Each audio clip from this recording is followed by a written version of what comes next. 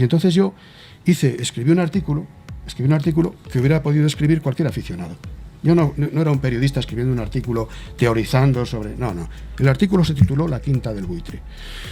Y les pareció, creo yo, una desmesura titularlo La quinta del buitre sin decir más, y metieron delante dos palabras, Amancio y. No son mis palabras. El resto del artículo sí es mío.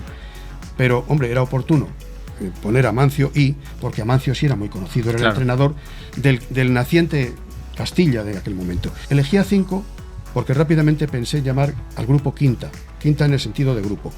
Entonces estaba poniéndose de moda la quinta velocidad de los coches, y se hablaba de la quinta velocidad de algunos jugadores. Se había dicho eso de Cruyff, por ejemplo, de Joan Cruyff. Bueno, pues Butragueño tenía una velocidad de salida seca que me hizo aprovechar varias cosas. Uno, el término quinta por grupo, el término quinta por quinta velocidad, y además elegía 5 para que todo fuera coherente. Llegó antes, y eso es terrible con Di Stéfano, llegar después que él, porque tiene la oportunidad de mirarte de arriba abajo según te acercas a él, y con cada barrida que te hace... Te escanea bien. No, es que te baja 10 centímetros. Si no tienes mucha estatura, cuando llegas hasta él... ya eres un enano. Exactamente, efectivamente, ya oficial. Y no, apenas nos hablaba, buenos días. Y él me dice inmediatamente, bueno, ¿y si subo a estos tipos al Madrid y fracasan qué? Luña, que hagan cantera catalana, cantera vasca, yo hago sobre la cantera. Hombre, pues mira, pues bueno, entonces, hazlo. Y entonces yo escribí un artículo que hubiera podido escribir cualquier aficionado. Yo no era un periodista escribiendo un artículo teorizando sobre... No. El artículo se tituló La quinta del buitre.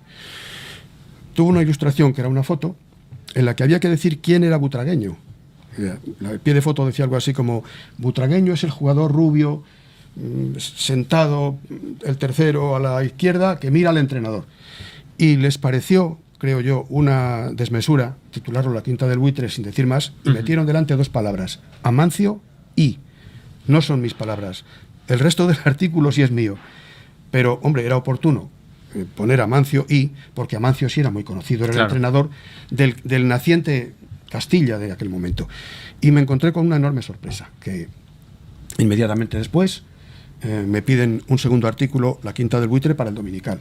Y por tanto, para mí, escribir aquel artículo era oxigenarme. No tenía ninguna preocupación que no fuera dar una visión personal de un grupo de jugadores que no existía. Yo, en una horquilla de 2 años, de 18 a 20, Michel y Butragueño tenían 20. Sanchís, Martín Vázquez y Pardeza tenían 18. Mucha diferencia de edad en esa época, 2 años. Y elegí a esos futbolistas porque me parecían originales, me parecían especiales y diferentes. Y yo, como espectador, temía que se impusiera el fútbol alemán, que estaba muy de moda, que era un fútbol de esfuerzo físico. Sí, de esfuerzo físico, de mucho de ímpetu. Era un fútbol, digamos, fabril o de factoría. Y a mí me parecía muy aburrido. Yo prefería ver a un futbolista. Pardeza tenía la estatura aproximada de Leo Messi y unas características muy parecidas. Martín Vázquez tenía un gran toque de balón. Michel, gran toque de balón, gran zancada, un jugador con mucha visión de juego. Sanchís era un jugador extraño que en las distancias cortas se llevaba siempre la pelota, y Butragueño había aterrizado con 19 años en el Madrid, procedente del colegio Calasancio, y tenía la frescura de lo que se llamaba despectivamente jugador de patio de colegio. Sabía manejarse en espacios cortos. Había 5, 6, 7 compañeros de categoría aprobada, y seguramente si se hubiera hecho una selección solo habría aparecido Pardeza en ella, que era el jugador, el número 1 de la cantera para todo el mundo. Pero yo quería poner en valor, efectivamente, cualidades, eso, como el ingenio, si quieres con minúsculas, pero el ingenio, la creatividad, la frescura, y por eso elegí a aquellos jugadores. Elegí a 5 porque rápidamente pensé llamar al grupo Quinta en el sentido de grupo. Entonces estaba poniéndose de moda la quinta velocidad de los coches, y se hablaba de la quinta velocidad de algunos jugadores. Se había dicho eso de Cruyff, por ejemplo, de Joan Cruyff. Bueno, pues Butragueño tenía una velocidad de salida seca que me hizo aprovechar varias cosas. Uno, el término quinta por grupo, el término quinta por quinta velocidad, y además elegía 5 para que todo fuera coherente.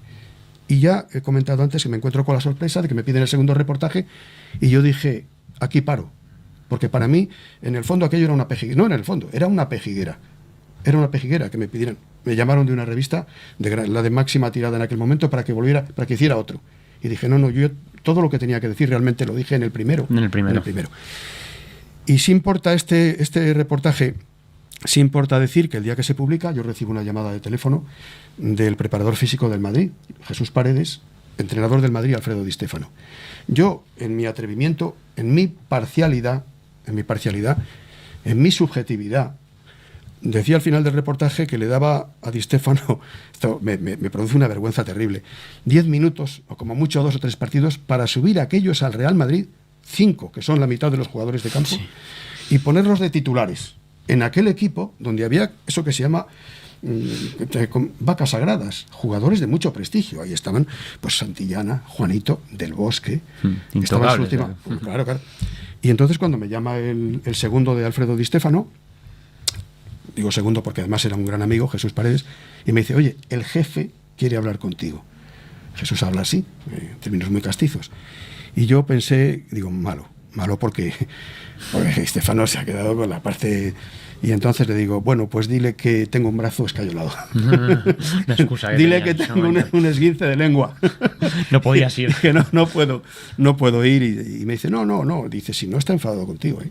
Esta mañana estaba leyendo a la hora del aperitivo, con unos amigos aquello, el reportaje, y creo que está de acuerdo con lo que dices ahí. Digo, no puede ser. Sí. Dice, es más, él quiere verte mañana, si puede ser. Y digo, hombre, yo a sus órdenes, vamos. Total, al día siguiente me citó junto al Bernabéu, famosa cafetería del restaurante José Luis, en una terracita. Llegó antes, y eso es terrible con Di Stéfano, llegar después que él, porque tiene la oportunidad de mirarte de arriba abajo, según te acercas a él, y con cada barrida que te hace... Te escanea bien. No, es que te baja 10 centímetros. Si no tienes mucha estatura, cuando llegas hasta él... Ya eres un enano. Exactamente, efectivamente, ya oficial. Y no, apenas nos hablaba, buenos días. Y él me dice inmediatamente, bueno, ¿y si subo a estos tipos al Madrid y fracasan, qué? Y digo, y yo ya me crecí, claro, digo, bueno, venía de reducirme y ahí me crecí, digo, está diciéndome que puede llegar a hacer esto. Y yo le dije rápidamente, improvisé, cosa que hacía todos los días por obligación en mi trabajo. Y le dije, pues nada, le dice usted a los periodistas, yo hablaba como si no lo fuera, que está preparando el fútbol del siglo XXI. Bueno. Y digo, y entonces ¿cuándo vas? Dice, no, voy a subir a 4. Y yo ya me parecía mal que subiera solo a 4 al primer equipo, a 4 de una vez. Y me dijo que no iba a subir a Mitchell. Entonces, el entrenador del Castilla era Mancio. Aquella temporada fue una temporada en cierto sentido brillante, porque el Madrid hizo un buen papel en casi todas las competiciones, pero no fue bien en lo de los títulos, en el acopio de títulos, que es lo que queda en la memoria de los aficionados. Salió Amancio del Madrid, Di Stéfano del Madrid, del primer equipo, y entró Amancio desde el segundo.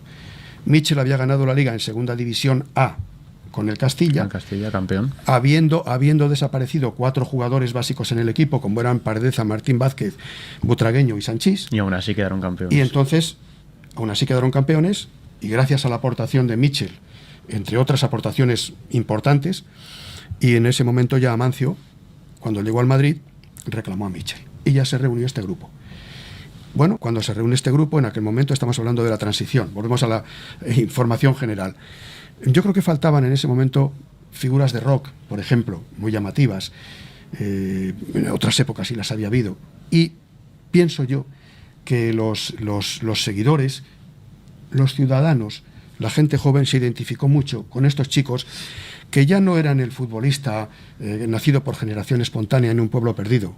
Eran chicos, personajes urbanos, que estaban haciendo sus carreras. Algunos estaban en los primeros cursos, ciencias empresariales, Sanchís, Martín Vázquez, Butragueño, estaba en el instituto, en las escuelas pías, Martín Vázquez, Butragueño venía del colegio Calasancio, ya se sabía, Mitchell estaba en el instituto, y se identificaron con ese grupo, que además resultó que hacía algo que ahora parece insólito, porque hay que reclamarlo a diario en las tertulias deportivas. Divertían a la gente. ¿Ganaban partidos? Sí. ¿Cómo? Divirtiendo a la gente. Jugaban muy bien el balón, hacían muchas jugadas buenas, y aquello fue una explosión. Digo ahora que en la presentación de una revista, cerrada, cerró pronto, estaban todos los personajes de la vida social. Por ejemplo, el teniente general Gutiérrez Mellado, cuyo papel fue decisivo en el 23F, como bien se sabe.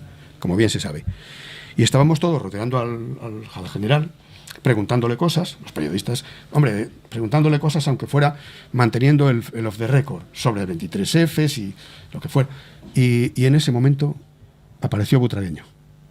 Se quedó solo, en realidad me quedé yo solo con el teniente general Gutiérrez Mellado, y se hizo el mismo corrillo alrededor. Eso era lo que ocurría con estos futbolistas. Un día vi que la imagen de Butragueño, una efigie de Butragueño, estaba en un sello de correos de la República Dominicana. Pásmate.